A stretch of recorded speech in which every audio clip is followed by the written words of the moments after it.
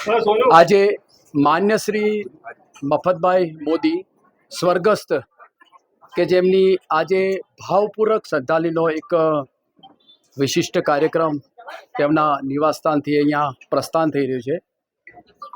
પરિવારના સદસ્યો પણ હાજર છે, મિત્ર પરિવાર પણ હાજર છે। આજે સ્વર્ગસ્થ શ્રી મફતલાલ કેશવલાલ મોદી કે જેઓએ તાજેતરની અંદર પોતે પોતાનું ચક્ષુદાન અને દેહદાન પણ કરેલું હતું, એના સંદર્ભે આજે એક રેલીનું એક આયોજન આજે ડીસાના વિવિધ માર્ગો પરથી રેલીનું પ્રસ્થાન કરશે અને સાથે સાથે રેલી પોતે સીધી આદર્શ હાઈસ્કૂલ ત્યાં પ્રાર્થના સભાનું સુંદર જે આયોજન કરવાનું છે, એના ભાગરૂપે આજે મારી સાથે તપનભાઈ પણ જોડાયેલા છે। તપનભાઈ, આજના કાર્યક્રમના અનુરૂપ આપ શું કહેવા માગો છો?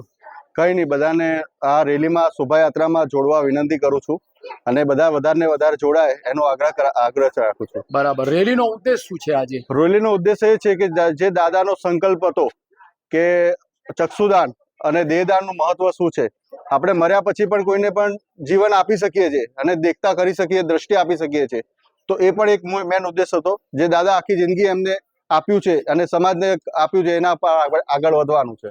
બરાબર, બહુ સરસ મજાની વાત કરી તપનભાઈ। એવું વાત કરી એમને કે જે દાદાના સ્વપ્ન હતા કે મૃત્યુ પછી પણ પોતાના શરીરનું ચક્ષુદાન અને દેહદાન કરવું જોઈએ, એવા સંકલ્પ પણ હતો એમના હતા। સરસ મજાની વાત કરી તપનભાઈ મારી સાથે। હવે રેલીનું ટૂંક સમયની અંદર થોડી સમયની અંદર હવે પ્રસ્થાન તરફ રેલી જઈ રહી છે। મારી સાથે વાતચીત કરવા માટે આપનો ખૂબ ખૂબ આભાર તપનભાઈ। ધન્યવાદ।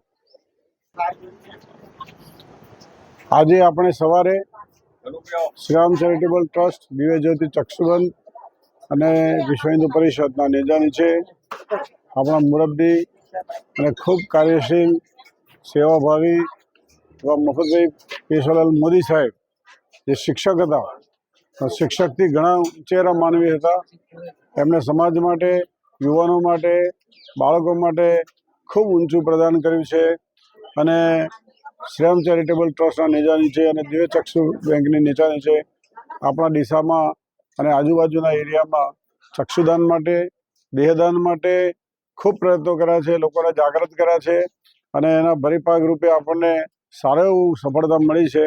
આપણે લગભગ 5 થી 6 દેહદાન કરી ચૂક્યા મેડિકલ કોલેજોમાં અને લગભગ 46 જેવી આંખો આપણે લીધી છે, જેને આંખો બિલકુલ જતી રહી છે, બિલકુલ એને દ્રષ્ટિ નથી, એવા લોકોને ખૂબ કામમાં આવશે। માટે આવા મહાન આદમીને આપણે યાદ કરીને એમને શ્રદ્ધાંજલિ પાઠવવા માટે આપણે એક રેલીનું આયોજન કર્યું છે, જેથી આપણે અહીંથી એમના ઘરેથી આપણે ફરીને આપણે ફુવારા સર્કલ થઈ, બગીચા સર્કલ થઈ અને આદર્શ હાઈસ્કૂલમાં સભાના રૂપમાં આપણે ભેગા થઈશું અને એમને આપણે વિવિધ ગામના મંડળો દ્વારા, સંસ્થાઓ દ્વારા, વ્યક્તિઓ દ્વારા, આગેવાનો દ્વારા આપણે એમને શ્રદ્ધાંજલિ પાઠવીશું। હું એમના આત્માને શાંતિ થાય એવા ભગવાનને પ્રાર્થના કરું છું અને એમના પરિવારને આઘાતની લાગણી જે થઈ છે એને સહન કરવાની પ્રભુ શક્તિ આપે। મારું નામ જોશિયારો પ્રવીણભાઈ। આજે અમે અમારી શાળા આદર્શ સ્કૂલમાં ખાતે સ્કાઉટ ખાતે અમે શ્રી મફતભાઈ મોદીની શ્રદ્ધાંજલિ માટે રેલીનું આયોજન કરેલ છે। ત્યારે અમે આજે ફુવારા સર્કલ, આદર્શ હાઈસ્કૂલથી ફુવારા સર્કલ અને બગીચાથી અમારી આદર્શ હાઈસ્કૂલ સુધીની અમે રેલી શ્રદ્ધાંજલિ માટે નીકાળી રહ્યા છીએ। બહુ સરસ મજાની વાત કરી। આમાં સૂત્રોચ્ચારમાં કયા કયા સૂત્રો લખ્યા છે આપે? અમે દેહદાન માટે તમારા દેહદાન આપો, જેથી બીજા લોકોને આપણે મદદરૂપ થઈ શકીએ છીએ। રક્તદાન, દેહદાન, બરાબર, ચક્ષુદાન, બરાબર, આવા સૂત્રોચ્ચાર સાથેની તમે એક રેલીનું આયોજન કર્યું છે। સરસ, ખૂબ જ સુંદર